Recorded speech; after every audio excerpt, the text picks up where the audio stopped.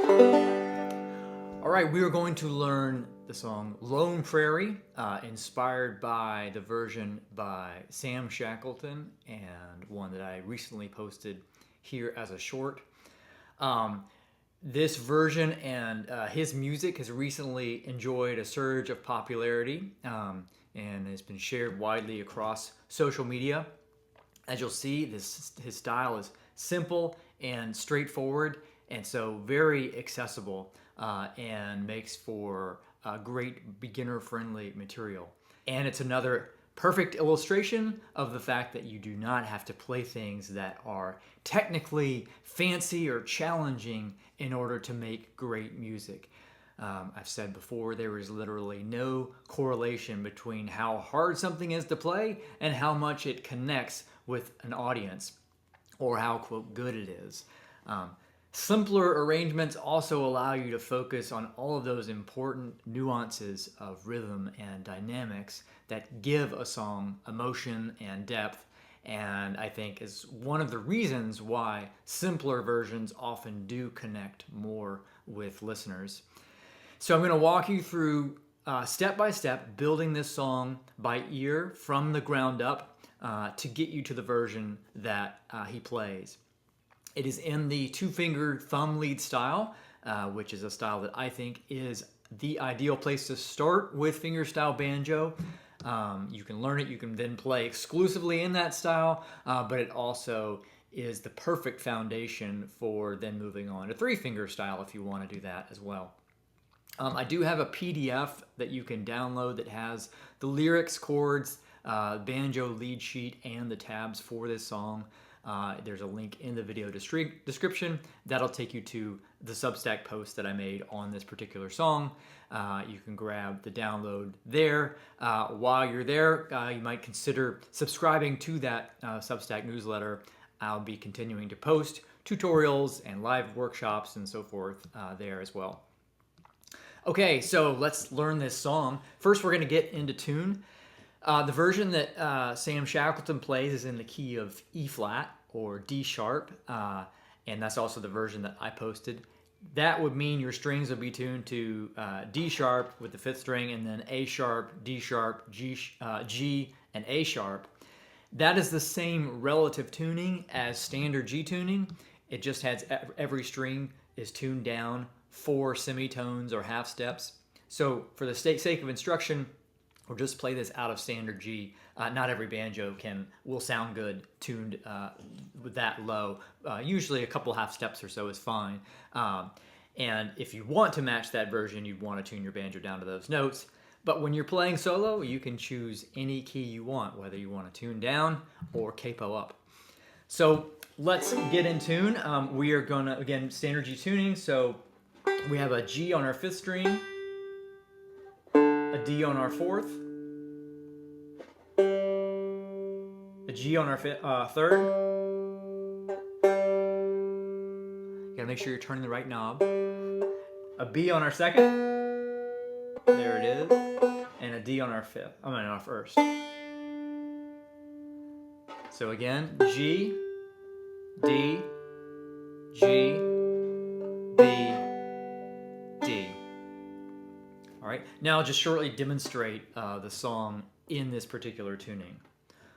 Oh, bear me not on the lone prairie.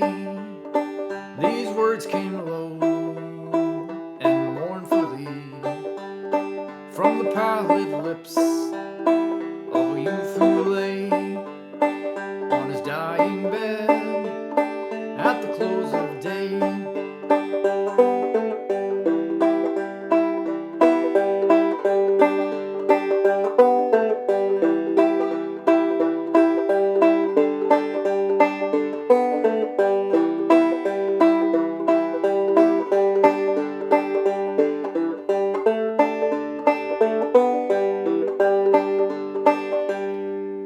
So that's the basic tune.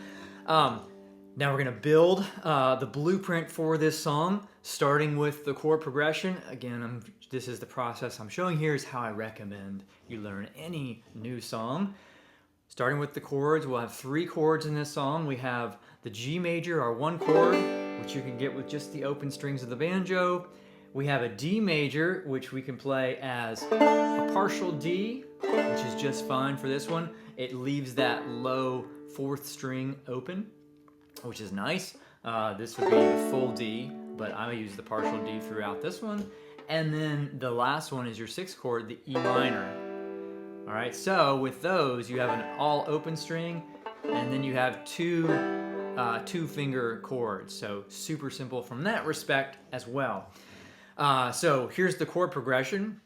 Starts with some pickup notes that are on a G chord. Oh, bury me, and then we move to the E minor for the first measure. Not on the lone prayer G. These words came E minor and mourn for G. From the palette E minor of a youth who G on his dying D at the close of G. Okay, so now we're going to play that chord progression 2-finger thumb lead style, which will just alternate by playing an inside string with our thumb and then pinching on the outside strings. And I'm going to just alternate my thumb on the 3rd and 4th string, like this. Alright, so let's play this chord progression together a few times. Ready? Oh, bear me not on the lone prairie. These words came low and mournfully from the pallid lips of a youth who lay on his dying bed at the close of day. Again. Oh, bury me not on the lone prairie.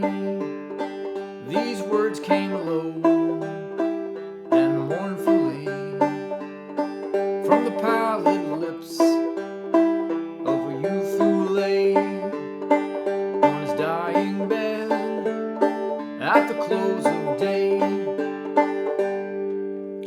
Just I'll point out something there is usually when I'm doing that, I'm going to start my pattern on the 1 of the chord, meaning the root of the chord. So for example, on that E minor, this low 4th string is an E note. So I usually start the pattern there because that's the root.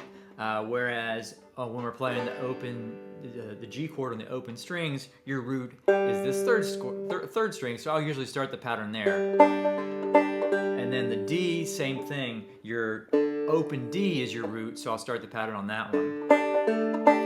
Again, you don't have to do that, but it's a nuance, and I think if you do it, you'll find you probably like the way that sounds a little better. It kind of anchors you to that chord and kind of announces that chord change.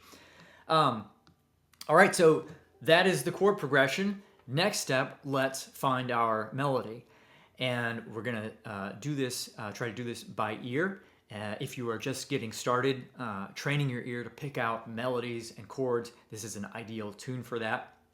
So we'll find those notes together, and I'll give you a hint, which is you only need 5 notes. And those are going to be found on the open 4th, 3rd, and 2nd strings,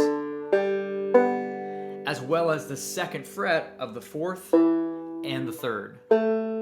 So those are your only options as you're trying to work out finding these notes by ear.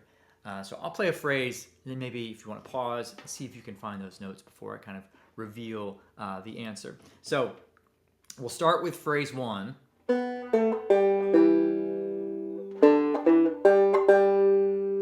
So that's, oh, bury me not on the lone prairie. All right, if you want to pause and see if you can find those, do, and then unpause to come back. All right, so here are the notes.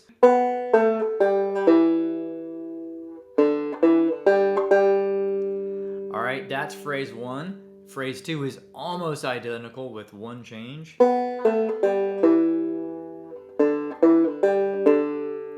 last note. These words came low and mournfully. All right, pause to see if you can find that one. All right, so here are the notes.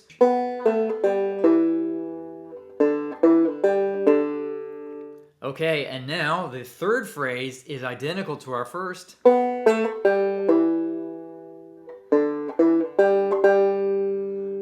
the pallid lips of a youth who lay. All right, so you already know that one. All that we have left is our final phrase. From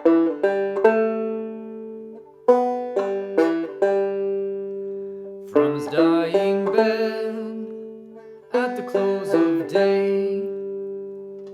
So pause if you want to try to find those. All right, and here are those notes.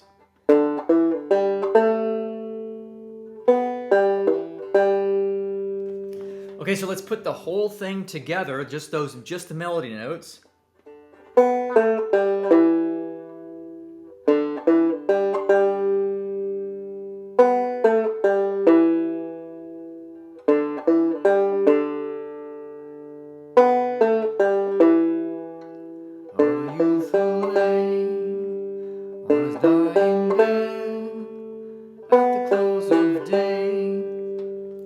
Always a good idea to be singing the melody in your mind as you're playing it along. Let's practice that melody a few times with a drum backup just for rhythm, to get our timing down and kind of get that melody and this roadmap into our fingers, since this is the map for the song. All right, here we go.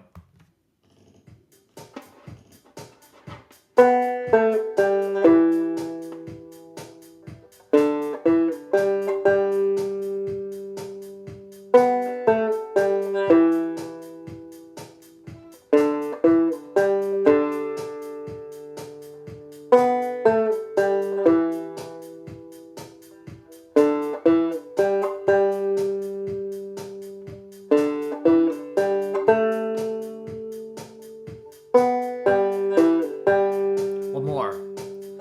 Oh, bear me now on the lone prairie. These words came low and mournfully from the pallid lips of the youth who lay on his dying bed at the close of day.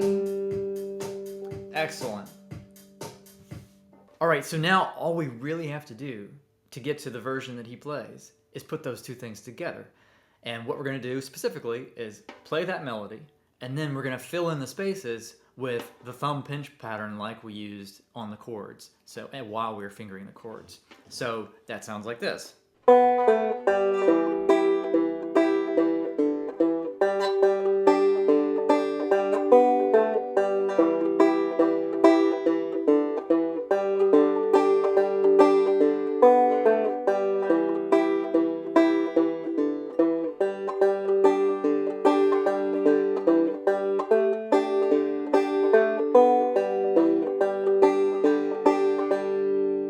Amazing, right? Let's try playing through that version a few times, again, with some drum beat backup.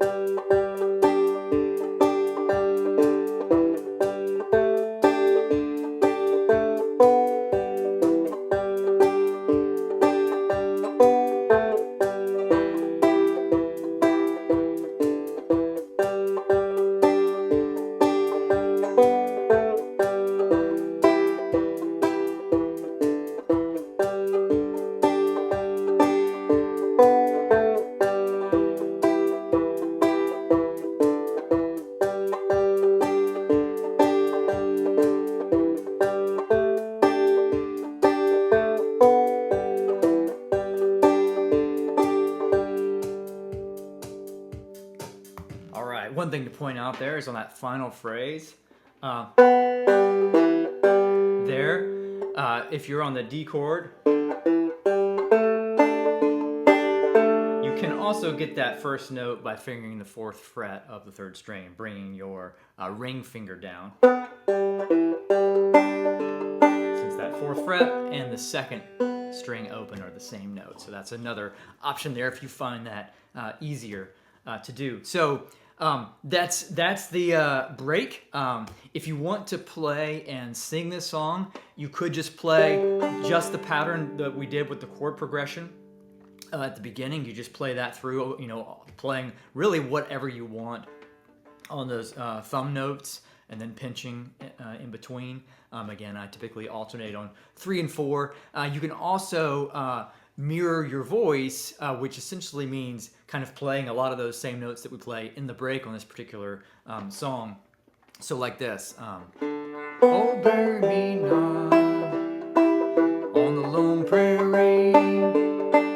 These words came low and mournfully. Right, so my banjo's mirroring what I'm singing. That's kind of how Sam Shackleton plays it as well. Both of those will work. That's obviously a little bit more complex than just playing the chords themselves without worrying about the melody notes. But it's kind of the next step if you want to give that a try. Another thing that you could do if you wanted to add a little variety is to kind of alternate between the thumb pinch and a roll in those spaces. So like this.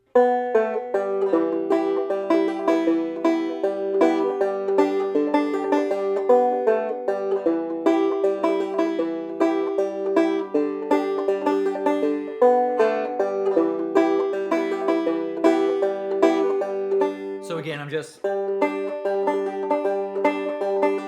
of alternating between that, and really any type of alternating pattern that you want, you can use, right? You don't have to go exactly from one to the other. You can sprinkle in different patterns according to what you like, but that can add a little bit more rhythmic interest if you want to. Again, I think there's some value too in that kind of hypnotic trance-like when you're lingering or staying on that same pattern throughout. So all of these are just stylistic choices. No one is better than the other. So play what you like. All right, that's it. That's all there is to it, but it sounds great, right? And this simple version has over 6 million streams on Spotify right now and counting. And as I mentioned, you can grab the chords, lyrics, and lead sheet and tab by clicking on the link in the video description. Thanks for watching, and I'll see you in the next video.